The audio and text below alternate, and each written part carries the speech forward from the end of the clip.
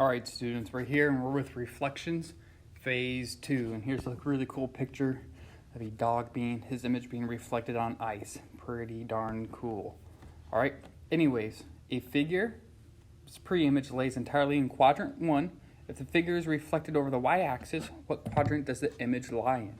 All right, so we're just going to do some logic problems to get started, get our brains warmed up into math mode. So you might be able to think about this purely without drawing anything, but it might also help to draw a coordinate plane and then label the quadrants. All right, in case you forgot, this is how the quadrants are labeled. We called this top right one quadrant 1 because I'm guessing both things are positive. And then in math, for whatever reason, we like to rotate counterclockwise naturally. I forget the reason behind that, but that's why then we go to quadrant 2, quadrant 3, quadrant 4.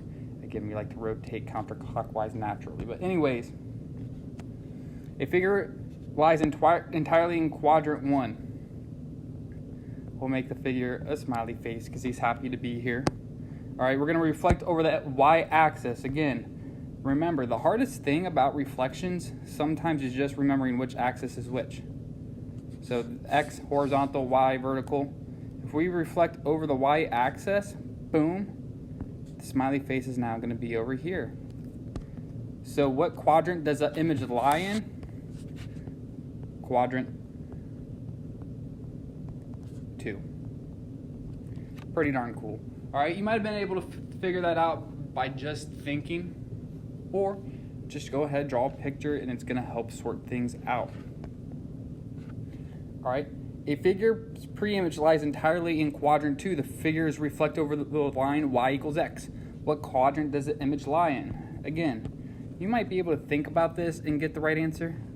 Me personally, though, I like to draw pictures for several reasons.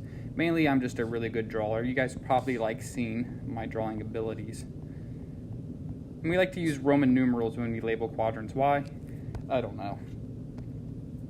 So, figure lies entirely in quadrant 2.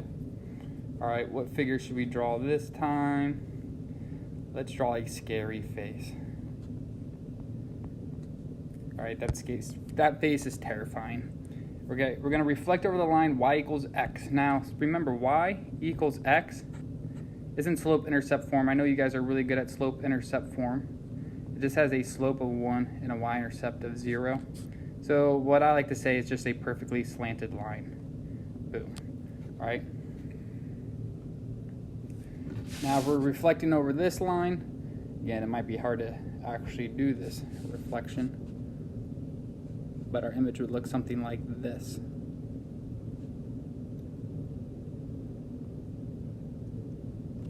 All right.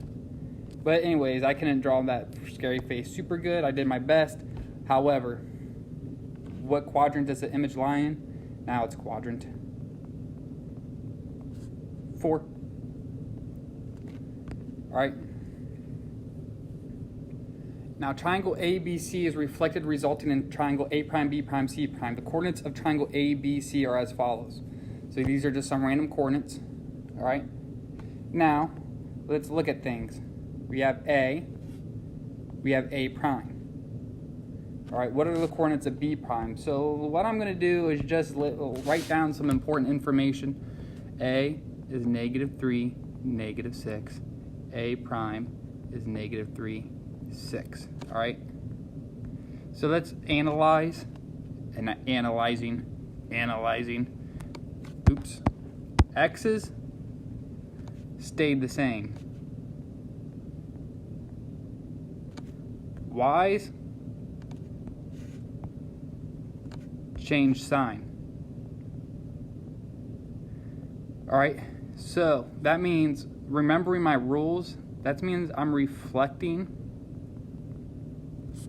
over the x-axis.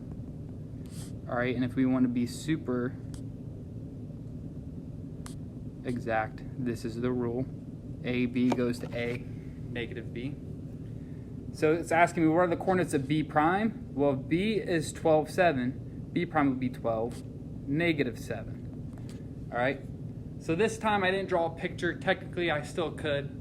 That would take a long time to draw the picture. It also helps just to know the rules or the general outline of the rules and being able to apply them like that. Again, this is a logic problem, a lot of thinking going on.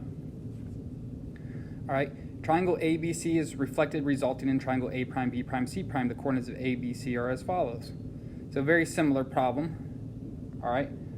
But let's analyze what's going on now. It gives me B, I have B prime, I have to figure out what C prime is. All right, so again, let's just write down some important information. B is 12, 7. B prime is -7, -12. All right, so order is swapping. Signs changing.